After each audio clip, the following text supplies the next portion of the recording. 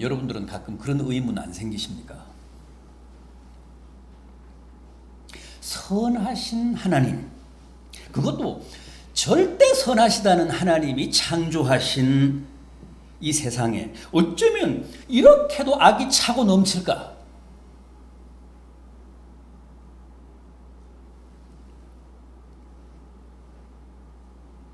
구약 하박국서를 쓴 하박국 선지자도 그런 문제를 제기했습니다. 아니 하나님은 이 온 세상, 이 온 우주를 창조하시고 친히 통치하는 분 아니십니까? 또 하나님은 절대 공평하시고 공의로운 분 아니십니까? 그런데 어째서 세상은 이렇게 모순과 불의가 넘쳐나고 악이 판을 치고 불의한 사람들이 오히려 더 잘 되고 의인들은 오히려 고난을 당해야 합니까?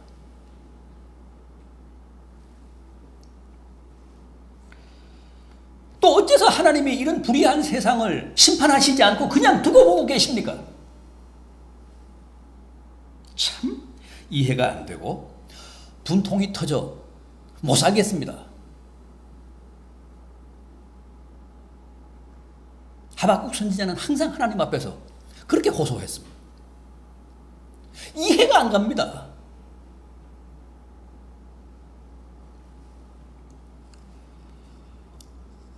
사실 이 문제는 언제나 우리 믿는 사람들에게 큰 시험거리고 또 난해한 수수께끼입니다. 신학적으로 교리적으로는 이걸 신정론이라고 합니다. 데오디체, 신정론. 이 데오디체, 신정론이라고 하는 말은 헬란 말로 히라보로 신, 하나님인 데오스와 또 히란 말로 정의라는 말인 디케의 합성어입니다. 데오디체, 신정론, 발을 정자를 씁니다.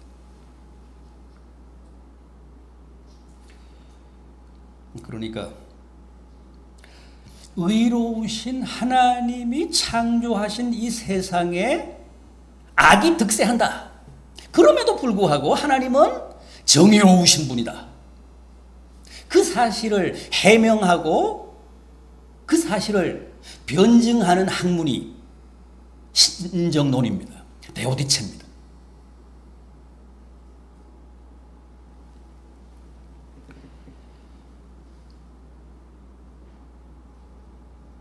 농부는 분명 좋은 씨만 뿌렸는데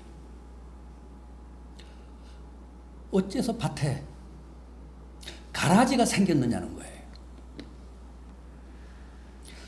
제가 소개해드린 본문 27절을 보십시오. 주여, 밭에 좋은 씨를 뿌리지 않았습니까? 그런데 가라지가 어디서 생겼습니까? 이게 아주 전형적인 신정론입니다.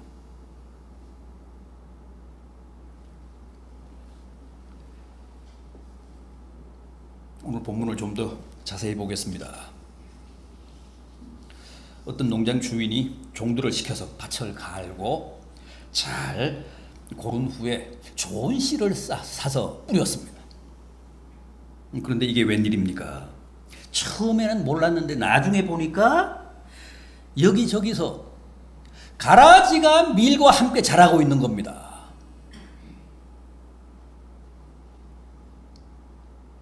가라지는 논에서 벼와 함께 자라는 피나 밭에서 보리와 함께 자라는 깐부기와 같은 잡초입니다. 지독한 잡초입니다. 종들이 놀라서 주인에게 그 사실을 고하고 가라지를 당장 뽑겠다고 했습니다. 그때 주인이 어떻게 했죠? 뭐라고 했습니까? 주인의 반응이, 주인의 말씀이 뜻밖입니다. 29절 상반절을 보면 가만두라. 30절 상반절을 보면 둘 다 추수 때까지 함께 자라게 두라. 그럽니다.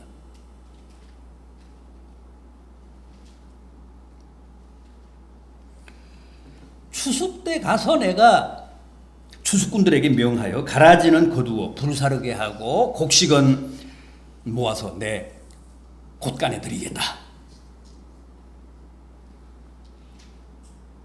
그런데 오늘 본문은 여기서 끝나지 않고 36절에서도 계속됩니다. 이 13장 마태복음 13장 36절에 가서도 계속되는데 한번 보십시오. 제자들이 주님께 아까 말씀하신 그 가라지 비유에 대해서 좀 더 자세하게 설명을 해 주십시오. 그렇게 부탁을 하자 주님이 설명을 해 주십니다. 뭐라고 하십니까? 좋은 씨를 뿌린 자는 인자다. 주님 자신이라는 거예요. 주님이라는 거예요. 밭은 세상이고 좋은 씨는 천국의 아들들이고 가라지는 악한 자의 아들들이고 가라지를 심은 원수는 마귀고 추수 때는 세상 끝이고 추수꾼은 천사들이다. 아주 명쾌하게 확실하게 그렇게 설명을 해 주셨습니다. 그러면서 40절 이하에서는 가라지의 최후를 이렇게 말씀하십니다. 이 마태복음 13장 40절 이하입니다. 그런즉 가라지를 거두어 불에 사르는 것 같이 세상 끝에도 그러하리라. 인자가 그 천사들을 보내리니 그들이 그 나라에서 모두 넘어지게 하는 것과 또 불법을 행하는 자들을 거두어 내어 풀무불에 던져 넣으리니 거기서 울며 이를 갈게 되리라.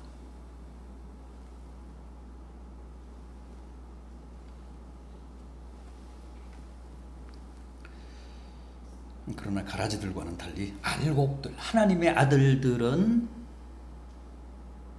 이렇게 된다고 합니다. 마지막 43절입니다.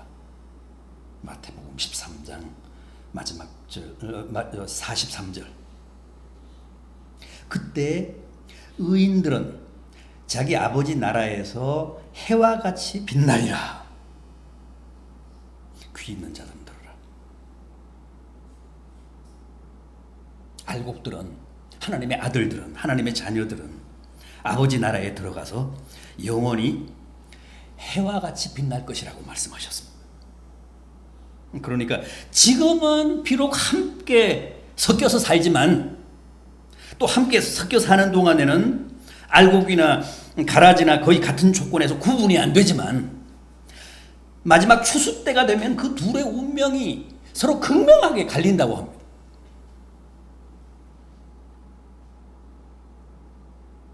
지금은 주인이 추수 때까지 가만두라고 해서 알곡과 가라지가 섞여서 서로 부대끼며 살지만 추수 때가 되면 알곡은 주인의 곳간으로 들어가고 가라지는 풀무불 속에 들어가서 거기서 영원히 울며 고통하며 이를 갈게 되리라고 합니다.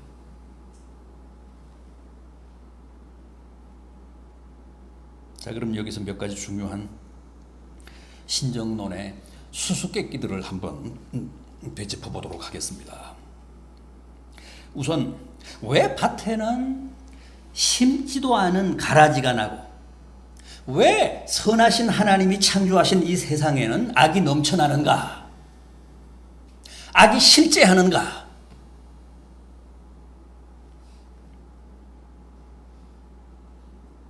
밭에 작물을 재배해 보면 심지도 가꾸지도 않은 잡초들 때문에 농사를 지을 수가 없습니다.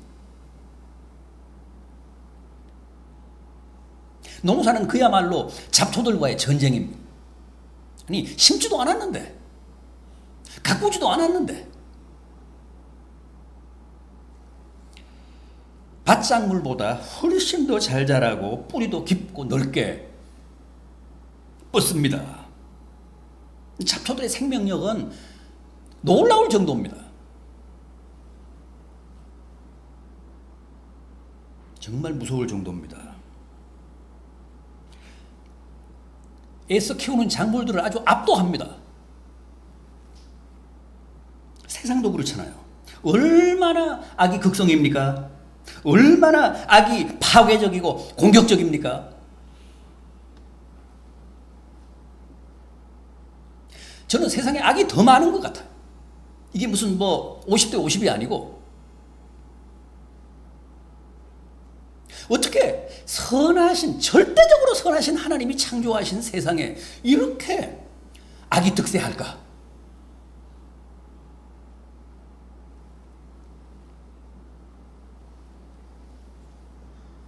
우리 주변에서 하루가 멀다고 얼마나 끔찍한 일들이 많이 일어납니까? 황당하고 말도 안 되는 부조리와 모순이 끊이지를 않습니다. 그래서 우리는 자주 좌절하고 낙담하고 회의에 빠집니다. 정말 하나님이 계실까?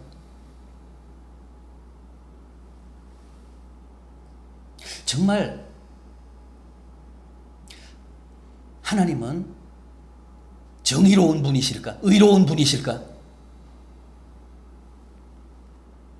정말 공명정대하시고 공평무사하신 분이실까?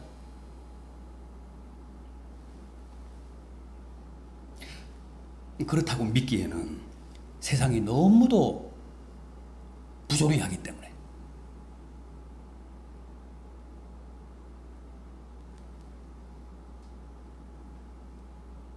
어떤 분은 정말 천사처럼 착하시고 평생 누구보다도 예수를 잘 믿던 자기 장모님이 주일 아침 교회 가다가 교통사고로 돌아가셨거든요.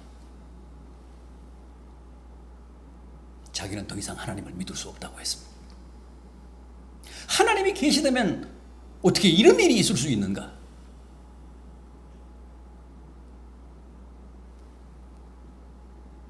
이게 신정론입니다.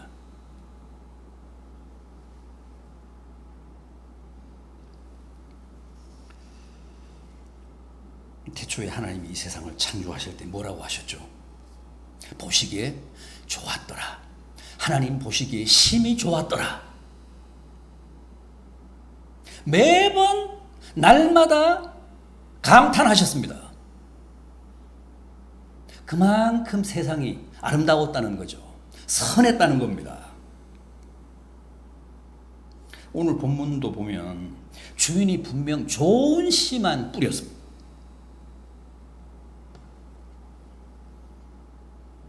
그런데 문제는 어째서 뿌리지도 않은 악한 가라지가 나고 피나 깐부기가 나느냐는 겁니다. 교회도 마찬가지입니다. 원래는 알곡만 있어야 하는데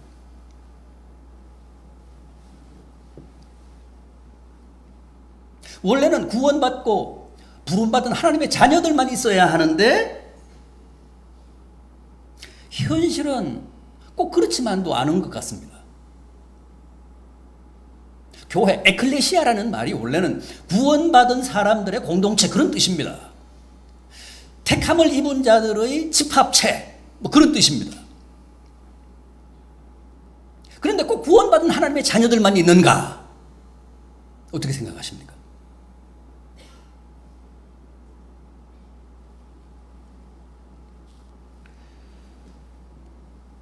그렇다면 이게 도대체 어떻게 된 노릇이냐는 거죠. 주님은 그 이유를 어떻게 설명하셨습니까? 제자들이 설명을 좀 해달라고 했는데 25절을 보십시오. 원수가 와서 곡식 가운데 가라지를 덧뿌리고 갔다 그러십니다.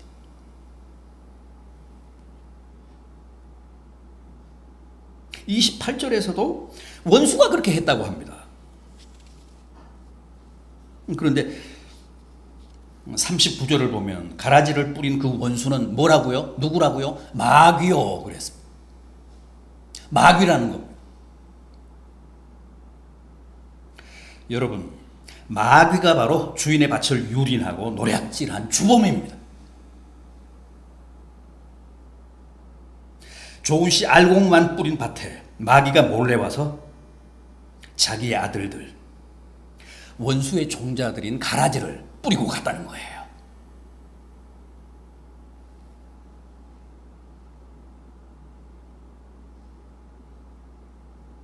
그래서 이 세상과 교회를 교란시키고 온갖 모순과 갈등과 긴장과 대결과 부조리와 아픔을 다 조장하고 있다는 거예요.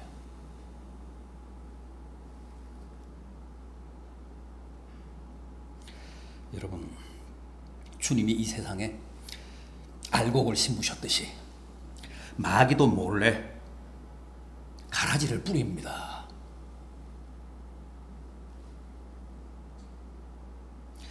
왜 심지도 않고 뿌리지도 않은 가라지가 나는가? 왜 못된 잡초와 독초가 나는가? 이제 아시겠습니까? 다 원수인 마귀의 짓이라는 것. 알곡들을 해치고 자기의 세력을 더 확장하려는 사탄의 공작이라는 거예요. 그게 바로 가라지의 비밀이고 이 세상 악의 비밀입니다.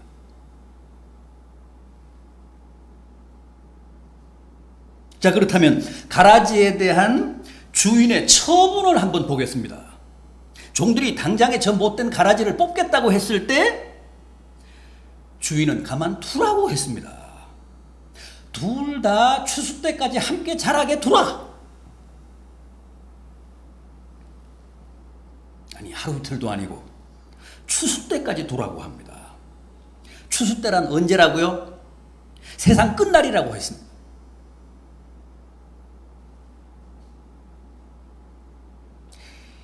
사실 이게 우리를 너무너무 답답하게 하는 부분입니다.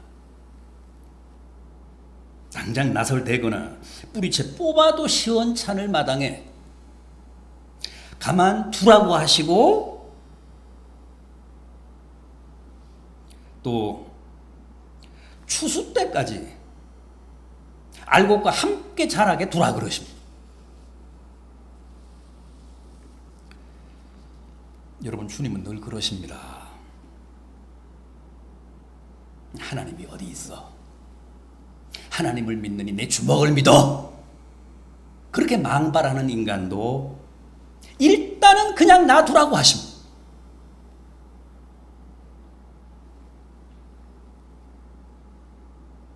그러시면서 올해도 알곡과 가라지, 악인과 선인, 믿는 사람과 세상 사람들 구분하시지 않고 똑같이 비도 주시고 햇볕도 주시고 신선한 바람도 주시며 이 가을을 맞게 하셨습니다.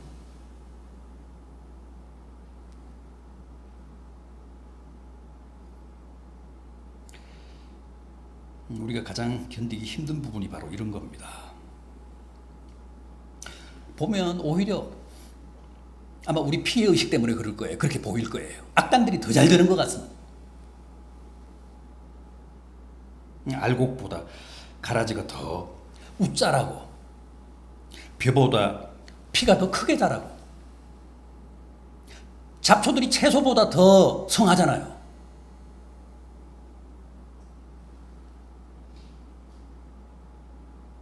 그런데도 주님은 계속 우리에게 너무 속상해하지 말아라. 어차피 저 사람들은 후에 다 풀무불에 들어갈 사람들 아니냐. 그러니 잠시 이 세상에 있을 동안만이라도 세상 낙을 누리게 좀 둬라. 봐줘라. 주님은 항상 그러십니다. 그렇게 말씀하십니다. 그러나 실은 주인이 그렇게 가라지를 뽑지 말고 추수 때까지 두라고 하신 데는 더 깊은 뜻이 있습니다. 그게 뭐라고요? 29절을 보십시오. 가라지를 뽑다가 괜히 곡식까지 뽑을라. 곡식 다친다.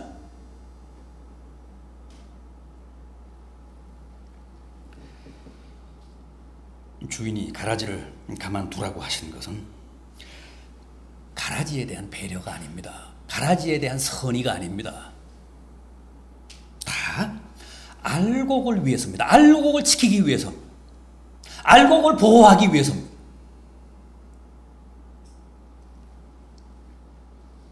주님인들 왜 당장 그 악한 가라지를 뽑아버리고 싶은 마음이 없으시겠습니까? 그러나 그게 절대 알곡에게 도움이 안 된다는 거예요.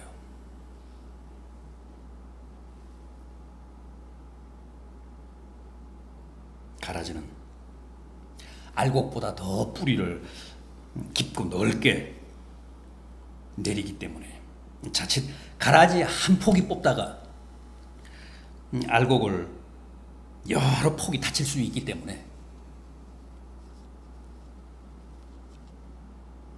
그걸 우려하셔서 가만두라.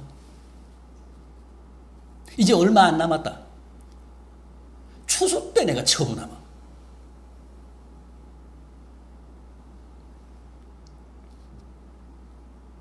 절대 가라지에 대한 심판을 영원히 안 하시겠다는 게 아닙니다. 딱 추수 때까지만 참으시겠다는 겁니다. 시한부로 가라지에 대한 심판을 잠시 유보하신 겁니다. 추수 때 내가 추수꾼들에게 시켜서 가라지를 베어 풀무불에 던지게 하마.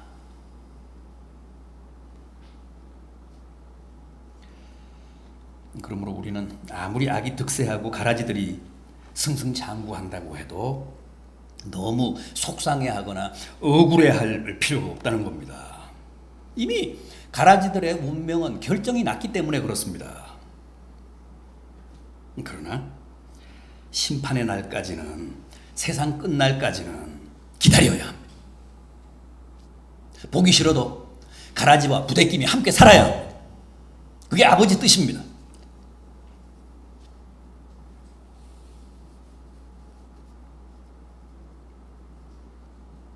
그래서 우리는 늘 모순 속에서, 긴장 속에서, 부조리 속에서, 아픔 속에서, 때로는 상처를 입으며, 때로는 위협을 느끼며 살아갈 수밖에 없습니다.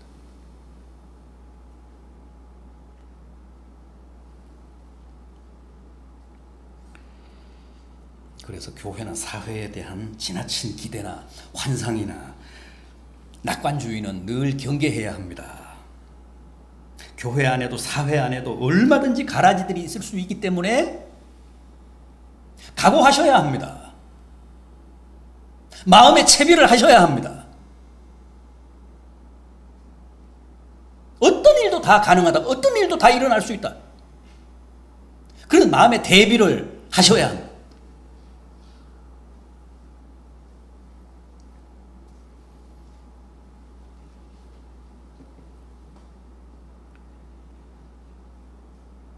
자, 그럼 이제 어떻게 살아야 합니까? 이런 세상에서 우리가 어떻게 우리 자신을 지키며 살아야 옳습니까?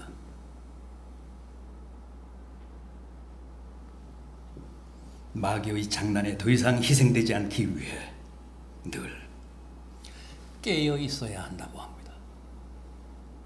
늘 두 눈을 부릅뜨고 살아야 한다고 합니다. 본문 25절을 보십시오. 원수가 언제 곡식 가운데 가라지를 덧뿌리고 갔다고요? 사람들이 잘 때.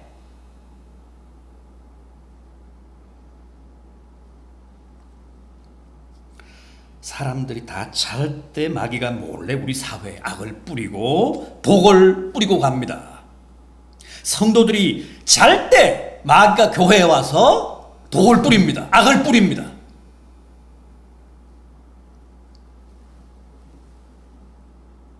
우리 가족들이 다 잘 때,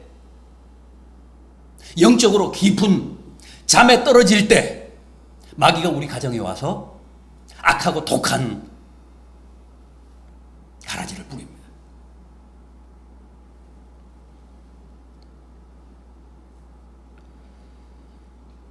따라서 정신적으로, 영적으로, 신앙적으로 늘 깨어 있어야 당하지 않습니다.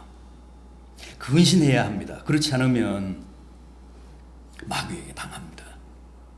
마귀는 야행성입니다. 우리가 잘 때 활동합니다.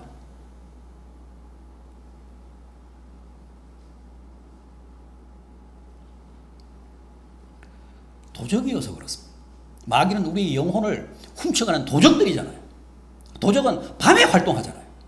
다 잘 때 몰래 들어와서 마귀가 우리의 영혼을 훔쳐갑니다. 도적질해 갑니다. 깨어있으면 도적 못 들어오잖아요.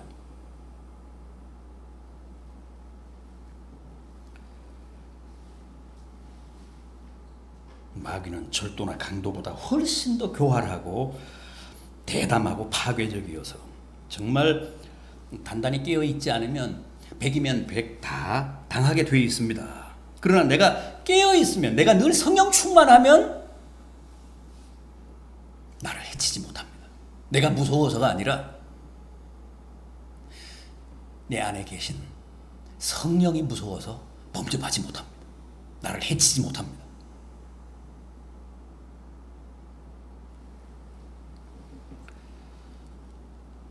여러분, 우리가 잘 때 가라지를 뿌리는 마귀의 궁극적인 목표는 어떻게든 우리 믿는 자들, 알곡들을 넘어뜨리는 데 있습니다. 본문 41절을 보면 마귀의 역사를 모든 넘어지게 하는 것이라고 했습니다. 마귀는 모든 우리 하나님의 자녀들을 넘어뜨립니다. 시험에 빠지게 합니다. 좌절하게 합니다. 실패하게 합니다.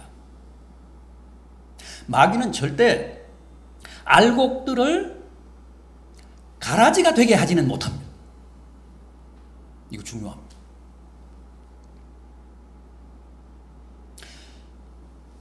마귀는 알곡을 미혹해서 가라지로 만들지는 못합니다. 알곡은 처음부터 끝까지 알곡이고 가라지는 처음부터 끝까지 가라지입니다. 따라서 알곡이 마귀의 장난으로 가라지가 되는 법은 없습니다. 그러나 알곡도 마귀로 인해 얼마든지 넘어집니다.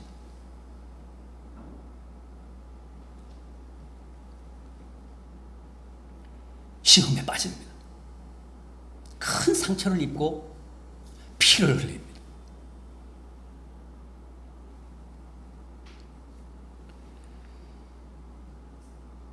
그래서 항상 깨어 있어야 합니다.